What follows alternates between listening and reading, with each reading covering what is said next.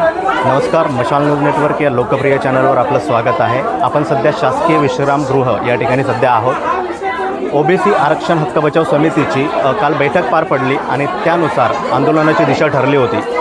आज आपण या ठिकाणी हे काही शिक्षक आहेत, त्यांनी इथे आंदोलन केलेलं आहे। आमदारसुद्धा त्यांना भेटून गेलेले आहेत। या आंदोलनामध्ये आमदारांनी काय नेमकी चर्चा केलेली आहे आपण आज त्यांच्याकडून जाणून घेणार आहोत। नमस्कार, काय सांगाल? आज आमदार या ठिकाणी आपल्याला भेट देऊन गेलेले आहेत। आपलं आंदोलन सकाळपासून सुरू होतं, नेमकी काय मागणी आहे?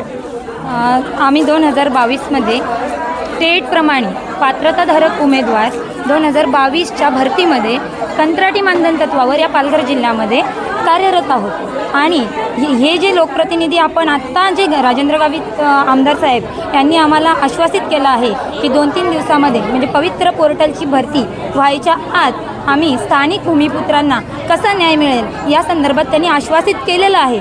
परंतु आम्ही तर आजपर्यंत आश्वासनच ऐकत आलोत सर, कारण या आश्वासनाचा थोडं पण विचार केला गेलेला नाही। आणि या आश्वासनाचा विचार मला असं वाटते आज दिलेल्या लोकप्रतिनिधींनी राजेंद्र गावित साहेबांनी जे काही आश्वासन दिलं आहे नक्की त्याचा पाठपुरावा राजेंद्र गावित साहेब करतील हे आम्ही आमच्या याच्याने सांगतोय आणि विनवणी करतोय साहेबांना की नक्कीच हा मुद्दा आमचा मंत्रालयापर्यंत पोहोचला पाहिजे।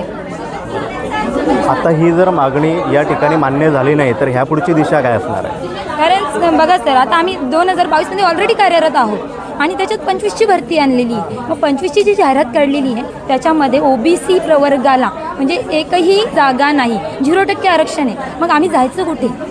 कारण पवित्र पोर्टलद्वारे जर भरती होते फक्त एकाच जातीला न्याय मिळतो, मग आम्ही इतर संवर्गातले जे विद्यार्थी आहेत ते कुठे जातील? आज आमची एवढी वाईट परिस्थिती आहे सर की खरोखर अक्षरशः काही मुलं तर कॉलवर रडतायत।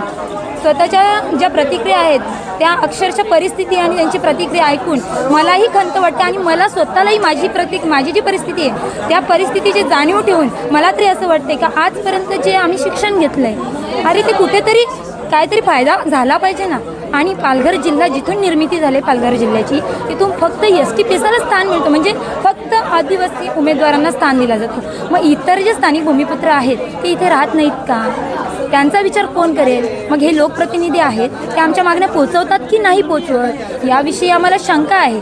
कारण आम्ही 22मध्ये कार्यरत असताना देखील या जागा पवित्र पोर्टलला दिल्या गेल्या आहेत। मग सगळ्या जागा जर जवळजवळ 832 जागा पवित्र पोर्टलला दिल्या, मग या 832 जागांवर म्हणजेच आमच्या जागेवर दुसरे नवीन शिक्षक येणार म्हणजे आम्हाला हक्कला जाणार, म्हणजे आता आहेच ना, शेवटी आमचा हक्क हिरावून घेतला जाणार। तो हक्क हिरावून न घेता आणि आम्हाला आमच्या जागेवर कार्यरत ठेवून तिथे आम्हाला तात्पुरता तर अजिबात नाही, आमचा हक्क आम्हाला शिक्षण सेवक म्हणून आम्हाला संधी तिथे मिळाली पाहिजे आणि ही 25ची भरती प्रक्रिया स्थगित करण्यात यावी ही आमची मागणी आहे।